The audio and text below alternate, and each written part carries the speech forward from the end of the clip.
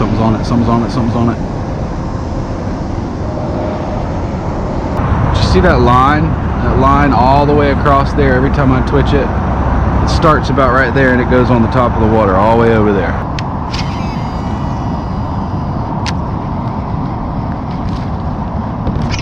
That fish has got a fat profile.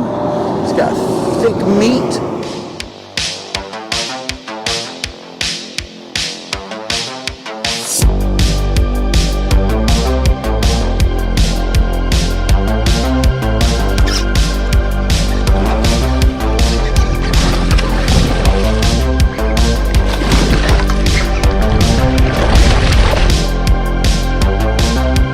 It's 10 pounds.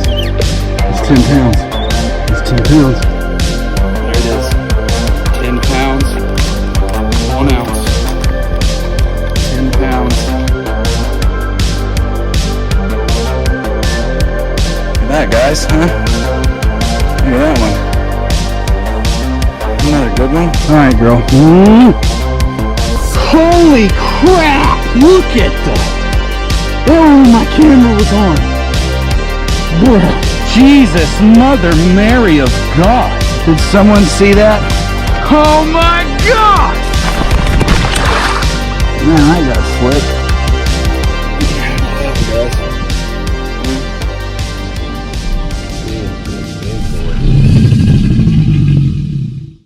What is flopping, fish heads? We got the sun coming up back that way.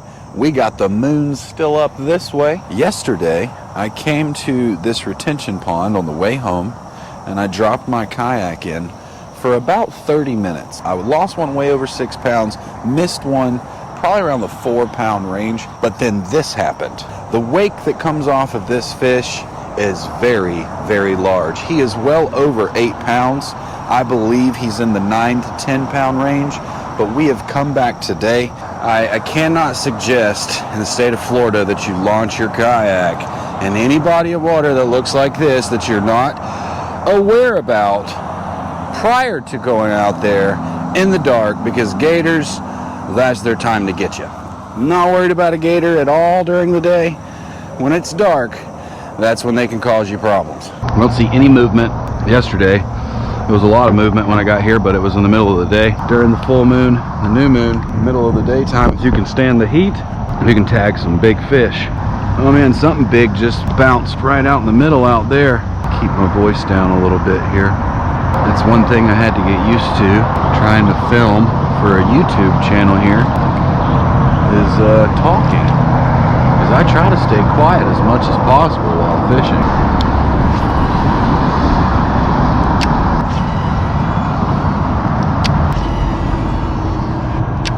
When you're trying to catch a double-digit fish, it's very important to be fishing where there are double-digit fish. Now, I don't know for sure that there's double-digit fish here, but I got a pretty good feeling about it from what I'm seeing yesterday. The action on the water, all the movement. I've gotten a lot more bites now that I started doing a frog this way. Just the opposite from how I used to do a frog, which was like this. Did you see that line?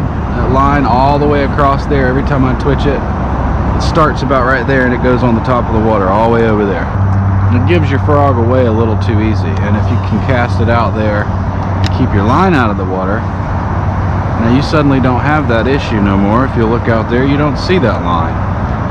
It's not always as easy as you think to pause a frog on a pad, but it's very effective.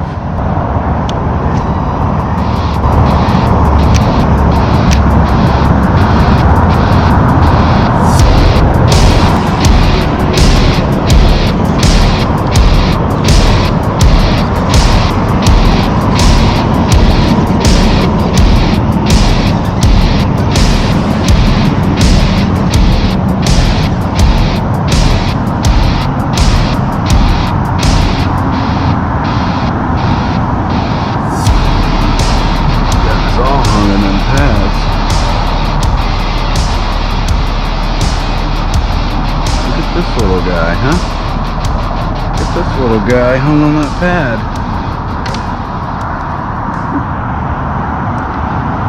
This little tiny guy got hung on that pad. But if you look at that fish, the fish has got a fat profile.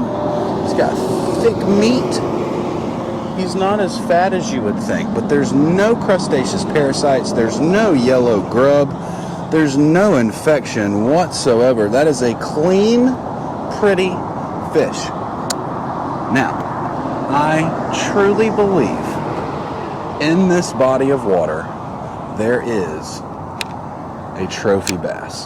Here's another little trick for you guys. If you're using any type of bait that simulates any type of creature whatsoever that would live on land, if you can somehow land your bait to land on the land, the grass, the bank, the shore, in a limb, anything like that, and then just slowly, they hear that. They hear it, they see it, they have nothing else to do but sit down there and watch and wait.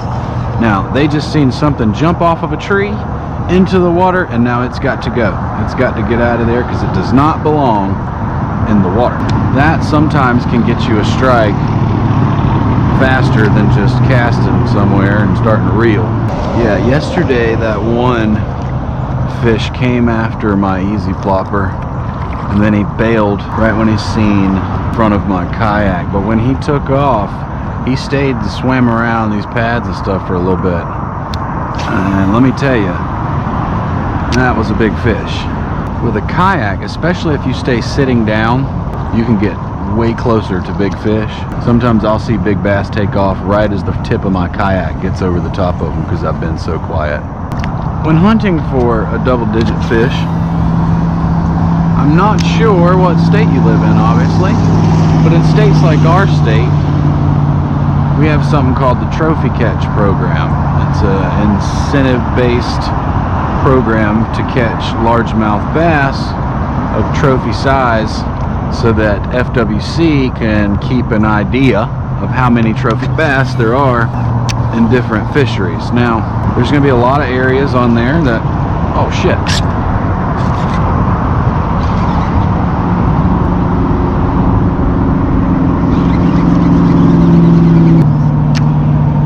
He got off. But anyway, there's going to be a lot of areas on there that are HOA ponds, private areas, unnamed lakes, all that jazz. But then there's also going to be your main bodies of water.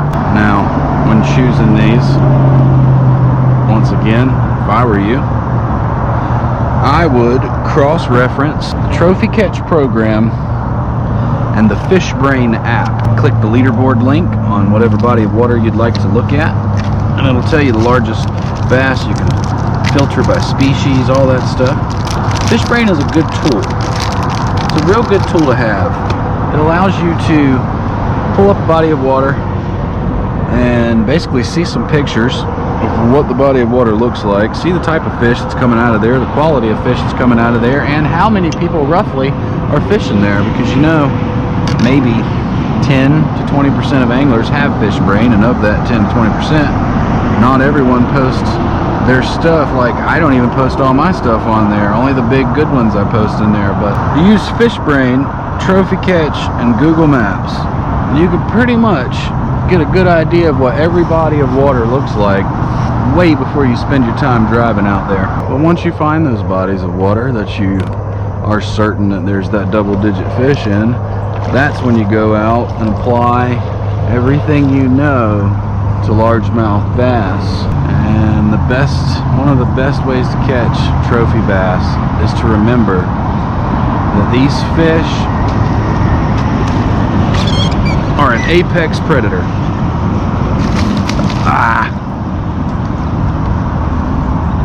See, he was just holding on, that hook set. There was not even a hook set on that. But these fish are an apex predator. If you can trigger that instinct to attack, they'll do it whether they're hungry or not. They can't help it. It's just a natural thing that they have to do. And they're good at it. Other than the way they give birth and tearing their food apart, swallow their prey whole instead of chewing it up like a shark does. But other than that, all the behavioral traits of a largemouth bass are pretty much the same of that of a great white shark. right, fish heads. That's going to do it for me. So I'm going to try to have a new episode up every Monday, every Friday. Make sure you tune in to Monday's video where we're going to unveil the new UF Custom Plastix Razor worm, as well as our new swim bait trailer that we have. Until next time, don't forget to hit that like button, hit that subscribe button, and we'll see you guys next time. Keep them wet.